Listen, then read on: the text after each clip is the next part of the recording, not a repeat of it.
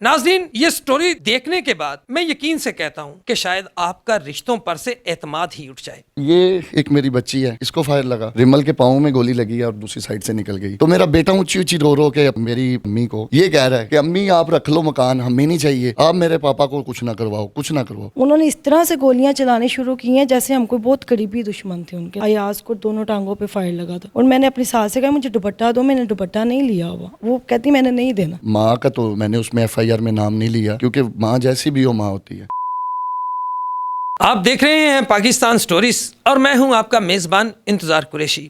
नाजरीन, जो आज आपको जुर्म कहानी दिखाने जा रहा हूं वो ना सिर्फ एक जुर्म कहानी है बल्कि इसके साथ साथ वो जुर्म से बड़ी जुल्म कहानी है।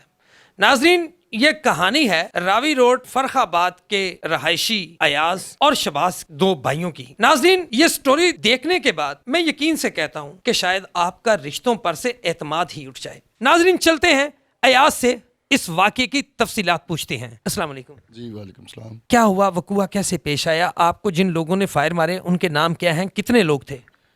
फायर तो जो मारे हैं ना, स्टार्टिंग में जो पिस्टल निकाला है वो अदील था, जो नाजिश का हस्बैंड है। उसने सबसे पहले शबाज को टारगेट किया है। मैं कॉल कर रहा था क्योंकि मुझे पता चल गया कि वो ऐसे आए हैं इकट्ठे होके, ये कुछ ना कुछ करने आए हैं।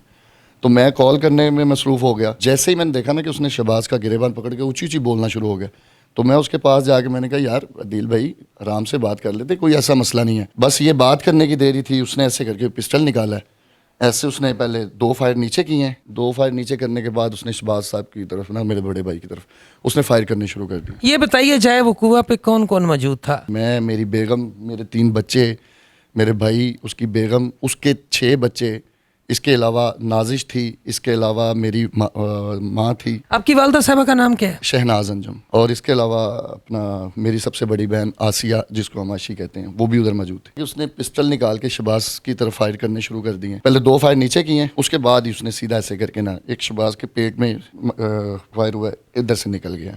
वो हमें बाद में पता चला कि इधर से निकल गया, किधर से नहीं, पर वो पहला उसने इधर किया, शबाज ने ऐसे किया हाथ, दूसरा फायर उसके। कितने बच्चे जख्मी हुए, कितनी खवातीन जख्मी हुई? ये मेरी बेटी, सबसे पहले तो इसके मैं बताऊंगा कि मैंने जब इसको रात को देखा ना इधर फायर लगा, तो मैंने यही कंसीडर कर लिया कि ये दुनिया में नहीं रही, ये मेरे सामने इस टाइम बैठी है, पर मैं इसको रात को ही तसव्वुर कर चुका था। ये तो अल्लाह की करम नवाजी, ये मौजज़ा, ये बच गई। ये मौजज़ा है, पर मेरे लिए ये रात को गई थी। और एक बाप के लिए जब ये सोच लेना कि ये मेरी बच्ची अब बचेगी नहीं, तो वो उसी टाइम मैं भी मर गया था। ये एक मेरी बच्ची है, इसको फायर लगा। इसके अलावा रिमल है, मेरे भाई की ना बेटी है छोटी, वो भी शबाज की बेटी है। शबाज की बेटी है, उसको फायर लगा। ये 2 बच्चों को मेन फायर लगा। बाकी ये शरले वगैरह तो मेरे अयान को भी लगे हैं, हल्का फुल्का तो वो लगेंगे खराशें। मेन जो बच्चे इंजर्ड हुए हैं, रिमल के पाँव में गोली लगी है और दूसरी साइड से निकल गई। इसके अलावा मेरी बेगम है, उसके इधर 3 फायर हुए हैं, एक इधर हुआ है और एक इधर और एक इधर। उसे दानिस्ता, उसे भी टारगेट किया गया। जाहिर बात है उसको भी दानिस्ता तौर पे किया गया है, मुझे भी वो ऐसे ही आप समझ लें। सबसे पहले मुजरिम ने शबाज को फायर मारे, फिर उसके बाद उसने अयाज को फायर मारे, फिर उसके बाद उसने मेरी बेगम आई है भागती हुई, फिर उसको भी फायर मारे। उसको भी फायर मारने शुरू कर दिए हैं। उसके बाकायदा जो फायर के वो जो ये होते हैं ना पीसेस भी, वो उसकी टांग में अभी तक मौजूद है। रात कल डॉक्टर्स ने जब परसों ऑपरेशन किया ना उसका, तो वो मांस के इतना अंदर थे कि वो निकाल नहीं पाए।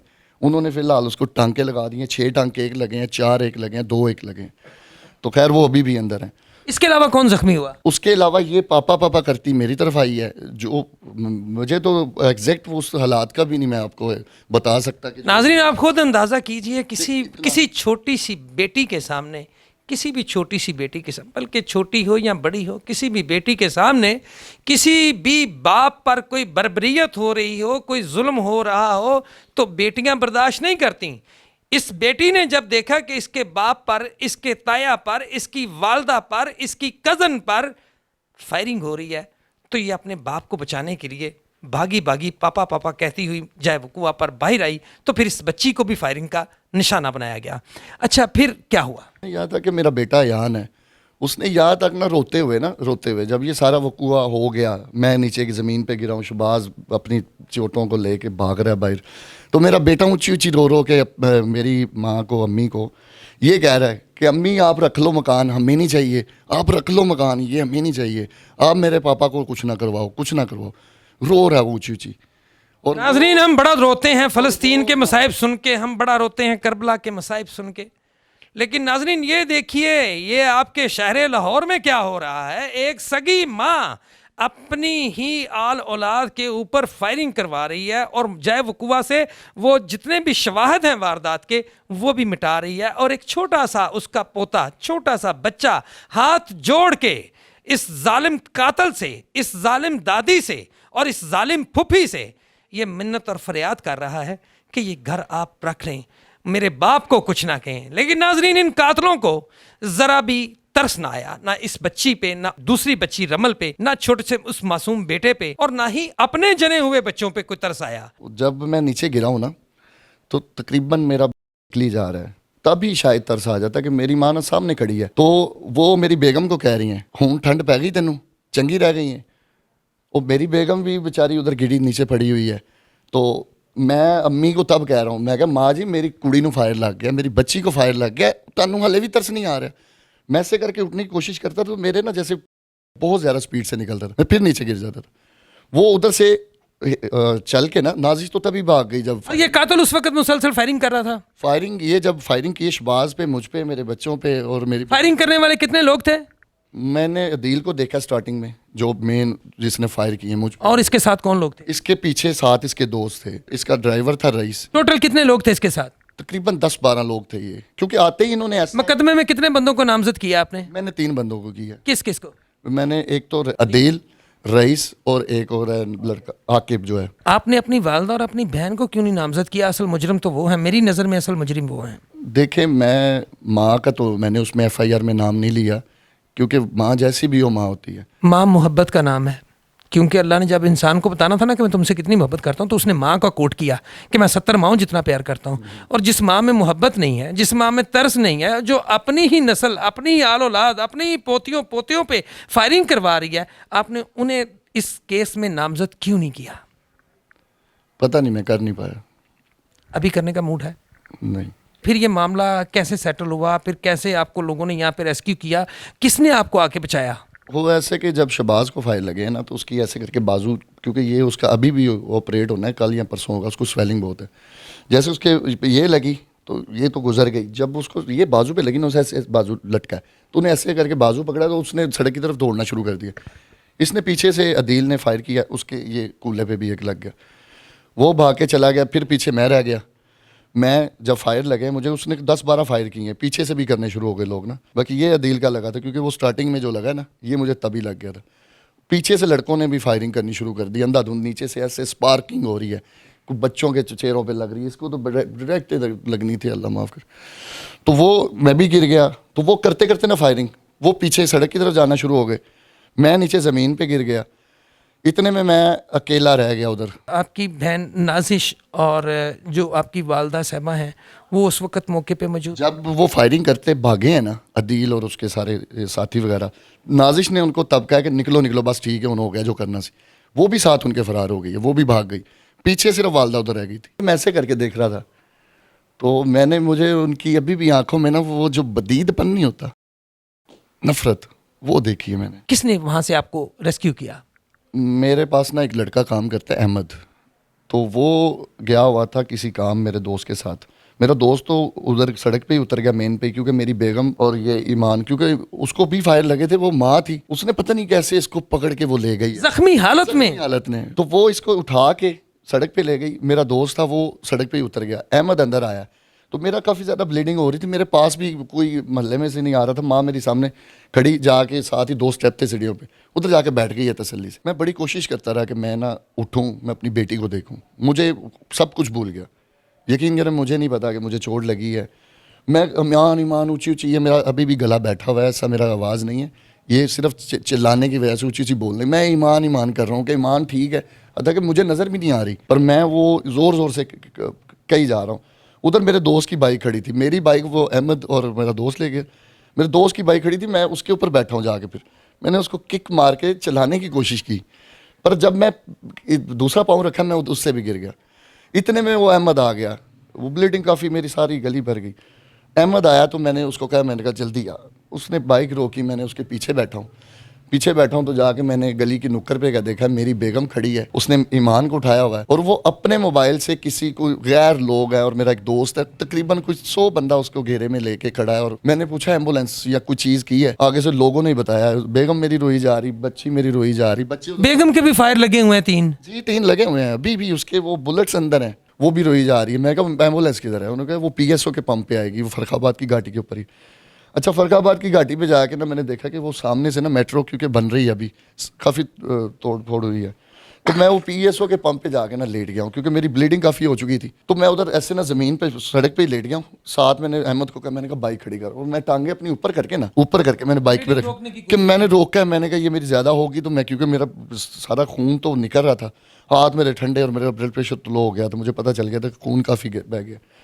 इतने में एम्बुलेंस आई है, उन्होंने मुझे डाला है, मेरी ईमान को डाला है, मेरी बेगम को उस एम्बुलेंस में डाला है। मैंने ईमान को पूछा, मैंने कहा ठीक है, बेगम ने कहा हाँ ठीक है। मैंने देखा जख्म। अयान और रमल कहाँ थे उस वक्त? रिमल का मुझे नहीं पता किधर है, अयान का मुझे नहीं पता किधर है, ठीक हो गया, मुझे नहीं पता था कौन किधर है। अच्छा। उन्होंने बीच में डाला एम्बुलेंस के, तो मैंने इसको देखा तो मुझे तसल्ली थोड़ी सी हुई। तो एम्बुलेंस उधर से हम निकले तो तब मुझे पता चला कि शहबाज भागता हुआ ना उस गली से, तकरीबन 300 मीटर का वाया है जहाँ वो कुआ है सड़क, 300 मीटर वो भागता गया क्योंकि उसको दर्द में खुद अंदाज़ा नहीं हुआ। तो वो 300 मीटर भागता गया सड़क पे। उसकी बेटी एक फजर है, उसने उसको बाइक पे बिठा के, साथ ही सोशल सिक्योरिटी हॉस्पिटल है उधर ले गई है उसको। मुझे एम्बुलेंस में पता चला है कि शहबाज सोशल सिक्योरिटी हॉस्पिटल पहुंच गए। हम एम्बुलेंस में पहले सोशल सिक्योरिटी हॉस्पिटल गए, मेरी बेटी के इधर पट्टी लगी है, मैं ऐसे लेटा हुआ हूँ। शहबाज को उन्होंने ला के बिठा दिया है गाड़ी में। शहबाज को ये तो पता था कि मेरे पेट पे लगे हैं, शहबाज को ये पता था कि मेरे बाजू पे लगे हैं, तो वो तो पट्टियाँ हो गई। शहबाज को ये नहीं था पता कि मेरे कूल्हे में भी लगा हुआ है। शहबाज जब आके एम्बुलेंस में बैठा है तो एम्बुलेंस में उसने कहा ये मेरे पीछे से खून क्यों नहीं कर रहा है, तो एम्बुलेंस में शहबाज की बाकायदा उसकी सारी वो उतरा के तो वो पट्टियाँ की हैं। तो उसके बाद मैं तो लेटा था, मैं कहा मैं एम्बुलेंस वाले को, मैं कहा खिड़की थोड़ी सी खोलो, मेरा सांस भी कम हो रहा था। तो शहबाज को ना बड़ा पसीना आ रहा था, मैं उसकी कंडीशन भी देख रहा था। बेगम मेरी शेर थी, मुतमिन थी, बैठी थी, वो मुझे देख रही थी, मुझे कह रही थी कोई मसला नहीं। अस्सलाम वालेकुम बेटे। वालेकुम अस्सलाम। क्या नाम है मेरी गुड़िया का? ईमान। अच्छा बेटे, उस वक्त क्या हुआ था?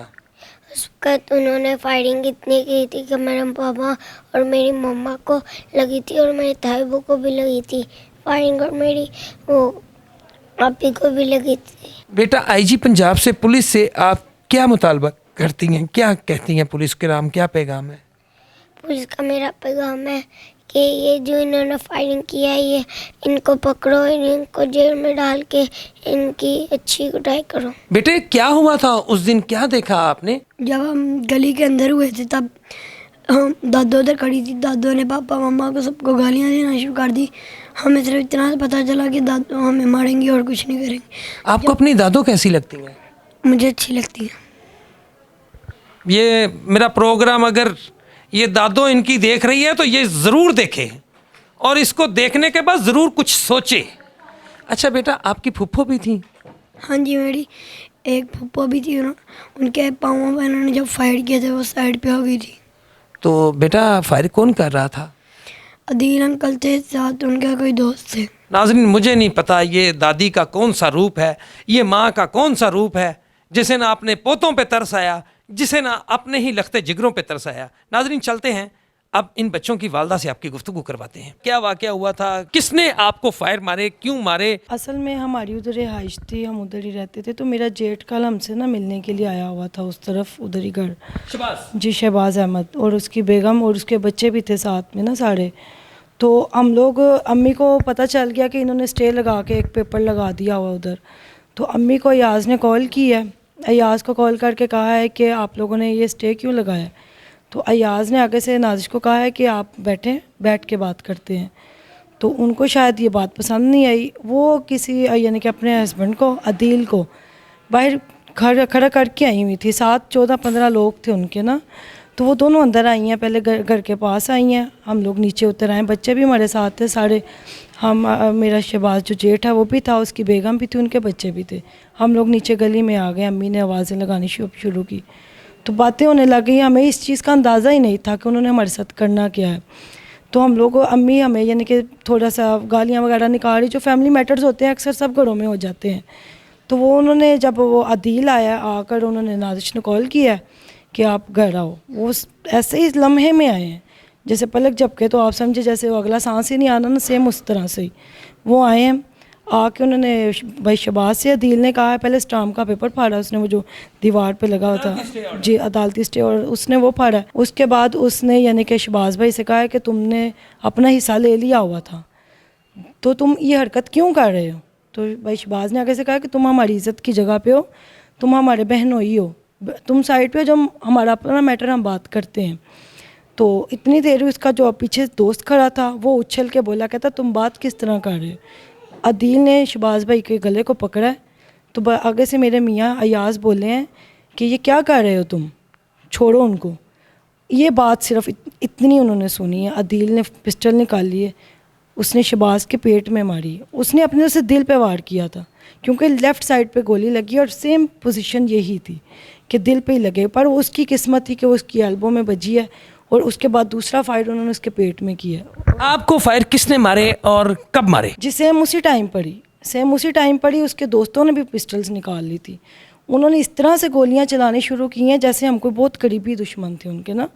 तो बच्चे भी उधर मौजूद थे, चीखो पुकार एक ही गोली पे पड़ गई थी, तो बकाया ने तो साथ चलानी शुरू कर ही दी थी। पर ये है कि वो इतनी ज़्यादा बच्चों की परेशानियां देखते कि ना मेरी बेटी को इधर फायर लगा था, मुझे अपनी बेटी को देखना था, अयाज को देखना था, अयाज को दोनों टांगों पे फायर लगा था। अयाज तो उधर ही गिर के, जब भाई शहबाज भागे हैं उन्होंने पीछे से फायर किया, या जो भाई शहबाज मेरे जेठ है ना उनके पीछे कूल्हे पे फायर लग गया। फिर भी उन्होंने हिम्मत नहीं हारी, वो भाग गए। वो सबको ऐसे गोलियां चला रहे थे, कुछ ज़मीन पे, कुछ आसमान पे, कुछ सीधे रख के। तो अदील ने 3 फायर छोड़े हैं ना, जो भाई शहबाज को भी लगे हैं और अयाज को भी लगे हैं। बाकाया जो दोस्तों ने उन्होंने फायर चलाया ना, वो तो हमें समझ ही नहीं आई ना कि किस किस का फायर किधर किधर जा रहा है। तो ये हिम्मत, ये जोश, ये जज्बा आप में कैसे आया? आप तो खुद इंजर्ड थी, आपके तो खुद टांग पे 3 गोलियां लगी हुई थी। वो जब देखा मैंने कि मेरी बेटी को भी वो ब्लड निकल रहा था, तो मैंने अपनी सास से कहा मुझे दुपट्टा दो। मैंने अपनी शॉल उतार के ना याज की टांग पे बांध दी थी। तो मुझे तो यकीन ही नहीं था, मुझे इतने ब्लड्स लग चुकी हैं, मुझे तो वो शौर ही ख़त्म हो गया ना उस चीज़ का। जब मैंने इनको देखा, मैंने अपनी शॉल उतारी, मैंने याज की टांग पे बांध दी कि इनकी ब्लड कहीं रुक जाए। और मैंने अपनी सास से कहा मुझे दुपट्टा दो, मैंने दुपट्टा नहीं लिया हुआ। वो कहती मैंने नहीं देना, मैंने उनके गले से छीना है। मैंने छीन के अपने आप को कवर किया, मैं भागी हूँ सड़क की तरफ। एक हमारे घर के बिल्कुल थोड़ा सा आगे जाके ना, जिधर ही वाक़ एक आंटी बाहर खड़ी थी दरवाजे में, मैंने एक दुपट्टा उनके गले से छीना है, मैंने अपनी बेटी के गले पे बांधा है, गले पे बांध के मैं उसको लेके सड़क पे भागी हूँ। नाज़रीन, एक तरफ एक वो माँ थी जो अपने बच्चों और अपने पोती पोतियों पे फायरिंग करवा रही थी, और दूसरी तरफ ये एक अजीम माँ थी जो खुद जख्मी होने के बावजूद अपनी बेटी और अपने शोहर की और अपने जो जेठ हैं उनकी जिंदगियां बचाने के लिए भाग दौड़ कर रही थी। नाज़रीन, ये थी हमारी आज की क्राइम स्टोरी जो हमने आपको आज दिखाई। फिर मिलेंगे एक नई स्टोरी के साथ, तब तक अपने मेज़बान इंतज़ार कुरैशी और कैमरामैन शकील शाका को इजाज़त दीजिए। फिर मिलेंगे नई स्टोरी के साथ, तब तक खुदा हाफिज़।